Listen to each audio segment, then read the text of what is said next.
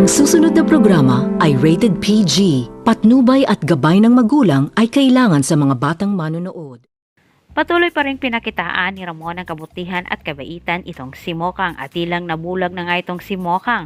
Nahulog na rin ang loob niya kay Ramon. Nakalimutan na rin niya itong si Tanggol.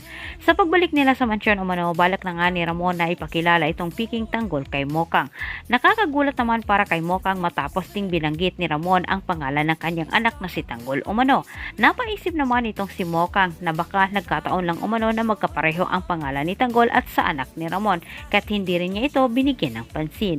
Samantala sa kabilang banda, tinatamasa na nga ni Roda ang perang hawak niya bago niya ito ibigay sa kanyang kumpare. Mahigpit naman hinabili ni Roda sa dalawa niyang katulong na bantayan ng maigi ang kanyang bahay dahil may malaking perang nakatago sa loob ng kanyang silid. At sa mga oras na iyon, nakamasid na rin ang grupong Tondo. Pinasok nila ang bahay ni Roda na walang pagdadalawang isip. Wala silang tinirang pera ni Roda.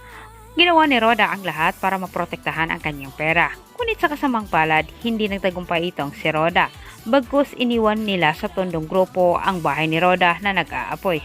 Hanggat sa kumalat ito at wala nang naisalba si Roda ni isa sa kanyang mga kayamanan. Gumuho ang mundo ni Roda. Halos naglaho ang lahat ng kanyang pinaghirapan. Samantala nakuha naman ni Tanggol ang paglabas ni Bong sa kulungan at narinig pa niya ang bili ni Bong sa kanyang mga kakosa na sa kanyang pagbalik umano kinakailangan wala ng buhay itong si Tanggol. Dali-daling pinuntahan ni Tanggol ang kanyang mga kaibigan para balaan ang mga ito, ngunit huli na ang pagdating ni Tanggol at nagkakagulo na nga sa loob. Tatlo sa mga kaibigan ni Tanggol ang nadali, nabawian ito ng buhay. Ang siyang nagtulak naman kay Tanggol para tanggapin ang alok ni Espinas sa kanya. Para sa ganitong paraan ay maprotektahan umano niya ang buhay ng kanyang mga kaibigan. At dito po nagtatapos ang ating teaser advance episode.